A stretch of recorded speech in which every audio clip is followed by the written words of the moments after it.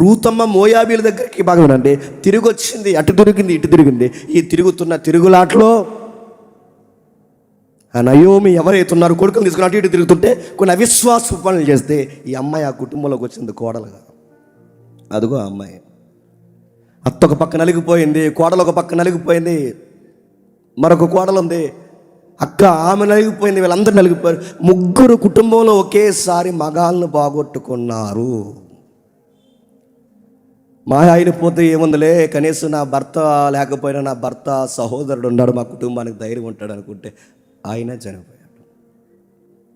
నా భర్త నా మరిది చనిపోయినా నా మామన్నాళ్ళే అనుకుంటే మామ చనిపోయాడు. దేవుడు కొన్నిసార్లు కొన్ని విషయాల్లో ఆగిపోమన్నప్పుడు ఆగిపోవాలి. అటు ఇటు తిరిగారు, స్వనిర్ణయాలు తీసుకున్నారు. ఈ సొంత నిర్ణయాలు వాళ్ళకి గండు కొట్టాయి. ఈ ముగ్గురు పోయారు. ఒకే ఇంట్లో ముగ్గురు విధవరాలంటే ఎలా ఉంటుందండి? అలా బాధ చాలా కష్టంగా ఉంటుంది. నా జీవితం అలాగైంది, నీ జీవితం అలాగైంది, నీ జీవితం అలాగైంది. ఆ అమ్మాయికి సలహా ఇచ్చారమ్మా, నీకు విషయం చెప్తున్నాం, నా భర్త ఎలాగూ రాడు, నేను పెళ్లి చేసుకుని మళ్ళీ పిల్లల కన్నా నా పిల్లలు పెద్ద అయ్యేంత వరకు మీకు ఎలాగూ వయసు ఉండదు, మీకు సలహా ఇస్తున్నా, నా మాట విని మీ అందం అడవి కాసిన ఎన్నిల కాకమునిపే మీ జాతిలో మీ మోయాబీల్లో ఎవరైనా ఉంటే చక్కటి కుర్రోడిని చూసి పెళ్లి చేసుకోండి. ఈ ముసలి దానితో పాడి మీరేమంటారు? నా జీవితం ఎలాగైపోయింది, నా యవ్వనం అయిపోయింది, నా సీనియర్టీ అయిపోయింది, అన్నీ అయిపోయాయి, నాకు కూడా మీరు ఉంటారా? ఏం తింటారు, ఏం ఉంటారు? నేను తినాలంటే గుప్పుడు మెతుకులు ఎక్కడ సంపాదించాలి నాకు అర్థం కాదంటే ఆ వార్పు వెళ్ళిపోయింది. అత్త, నిజానికి నేను వదిలి నాకు వెళ్ళాలని లేదు, కానీ భవిష్యత్తు ఆలోచిస్తుంటే నాకు భయం వేస్తుంది, ఈ భవిష్యత్తుని ఎదుర్కోవడం నాకు కష్టంగా ఉంది అన్నట్టు అక్కడి నుంచి వెళ్ళిపోయాను. కానీ ఒక పిల్ల ఉంది, ఆ పిల్ల పేరుకు తగ్గ అందం, అందుకు తగ్గ బుద్ధి, బుద్ధికి తగ్గ వ్యక్తిత్వం, ఆ వ్యక్తిత్వం కలిగిన వ్యక్తి రూతమ్మ. అత్త, నీకో మాట చెప్పాలి. నేను దేవుడిని నమ్ముకుని మీ దగ్గరకు వచ్చినప్పుడు, మీ అబ్బాయిని నేను పెళ్లి చేసుకున్నప్పుడు, అత్త మీకు ఆ విషయం చెప్పాలి. నా భర్త నేను ఎంత అర్థం చేసుకున్నానో ఆ విషయమే కాదు, నా మామను కూడా నేను అర్థం చేసుకున్నాను. నా మామని నేను అర్థం చేసుకునే కాదు, నా మరిదిని కూడా అర్థం చేసుకున్నాను. నా మరిదినే కాదత్త, మీరు నమ్ముతున్న దేవుడిని కూడా చెప్పండి నేను అర్థం చేసుకున్నాను అత్త. అందుకో మాట చెప్తా, మీ దేవుడే నా దేవుడు, మీ ప్రజలే నా ప్రజలు. అత్త, నీకు విషయం చెప్తున్నాను, నువ్వు కూర్చున్న దగ్గర కూర్చుంటా, లేచిన దగ్గర లేస్తా, నువ్వు చనిపోతే నీతో పాటు సమాధి వరకు అడుగులు వేస్తా. నేను అర్థం చేసుకున్నది అత్తింటి కుటుంబాన్నే కాదు, అత్తింటి నమ్మకాలని కూడా అర్థం చేసుకున్నా.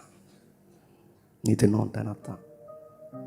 ఆ మాటకి నయోమికి ఏం మాట్లాడి అర్థం కాలేదు. రామ్మ తీసుకొచ్చారు. సరిగ్గా ఆమె అందం, చందం, ఆమె భయభక్తులు, చాలా చాలా తగ్గింపు కలిగిన ఆ అందగత్తి రూతమ్మ చూడండి ఎంత బాగుందో.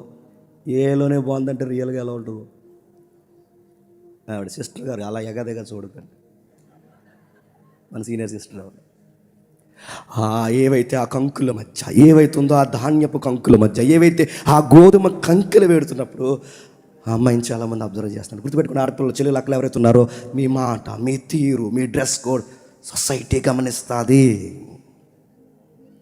పరిగెడుతున్న అమ్మాయినే గమనిస్తున్నారంటే నీటి మీద రోడ్డుగా రెడీ అయ్యి వెళ్తే నేను చూడరా? పరిగెడుతున్న అమ్మాయిని పనోలు గమనిస్తున్నారు. ఈ పిల్ల లాంటిది. ఆ పొలానికి యజమాని అయిన బోయాసు గమనిస్తున్నాడు, ఈ పిల్ల ఎలాంటిది. అడిగే మామ లేడు, అడిగే మరిది లేడు, అడగడానికి ఈ పదం ఆడుతున్నాను ఏమనుకోకండి, మొగుడే లేడు. ఇప్పుడు ఈ టైంలో ఏం చేస్తుంది? ఆకలి దప్పుల కొరకు నీతిని అమ్మేస్తుందా? ఆకలి కొరకు ఒళ్ళు అమ్మేస్తుందా? ఆకలి కొరకు ఏం చేస్తుంది? ఈ అమ్మాయి ఏం చేస్తుంది? నీతికి పడి చేస్తుంది. చావనైనా చేస్తుంది కానీ ఒళ్ళమ్మదు, చావనైనా చేస్తుంది కానీ నీతిని నమ్మదు, చావనైనా చేస్తుంది కానీ ఆ ఎండకు పడి పరగన్నా ఏరుకుంటుంది. కానీ గుర్తుపెట్టుకోండి, మన ఎథిక్స్ ఎప్పుడు మిస్ అయ్యేది గుర్తుపెట్టుకోండి. అది కదా అమ్మాయి అంటూ ఉండాల్సిన విధానం. ఏం చేస్తున్నావా, కెమెరా ముందు అలా తిరుగుతున్నావు అంటే రీల్స్ చేస్తుందంట. రీల్స్ ఎవడో చూపిద్దామనో ఇలాగంటే ఈ మహిళా సంఘాలు మన మీద పడిపోతున్నారు. ఎవరికి చూపిస్తావు అంటే నీ నాభి ఎవరికి చూపిస్తున్నావు? నీ మతం అంటే తప్పు అనుకోకండి. దేవుడిచ్చిన ఈ అందస్తందాలు నీ బ్రెస్ట్ని ఎవరికి చూపిస్తున్నావు? నీ నాభి, నీ టాయ్స్, నీ అరికాల మొదలు నడినంత వరకు నువ్వు ఎవరికి ఎక్స్పోజ్ చేస్తున్నావు? సమాజం అంటే 4 రకాల మనుషులు ఉంటారు. వాళ్ళు చూడటానికి నీ బాడీని అందులో అప్లోడ్ చేస్తున్నావంటే నీ పిచ్చి పట్టిందా నీకు? అసలు నీ బాడీని సొసైటీ ఎంటర్టైన్ చేస్తుందంటే నేను ఏమనాలి? అసలు బుర్ర బంద్ చేస్తుందా, మెంటలో చేసిందా నీకు? పైపెచ్చికి వీడియో పెట్టి చివర్లు అందంట లైక్ చేయండి, షేర్ చేయండి, కామెంట్ సమాజ్ చేస్తాడు దేవుడిని బొందా. నేనేం చేయాలి? లైక్ చేయాలా? ఏం లైక్ చేయము? ఏం లైక్ చేయమంటావు? నడుతున్నాను.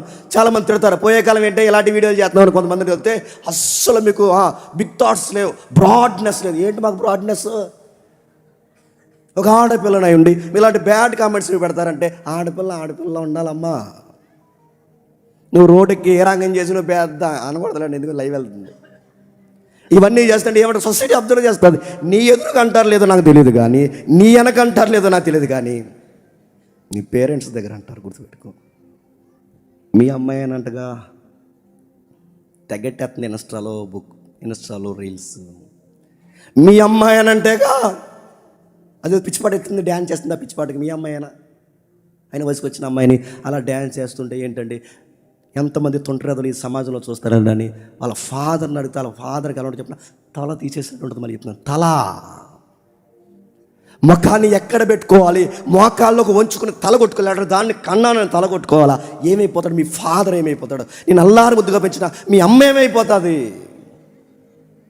నువ్వు నడిస్తే ఆ బుడిబుడి నడకలు నడిస్తే నీ దేహాన్ని ఎంతో భద్రంగా కాపాడుకున్నారే. నువ్వు పెద్ద పిల్లవైనా ఇంకా చిన్నపిల్లలాగే వాళ్ళు నేను చూస్తారే.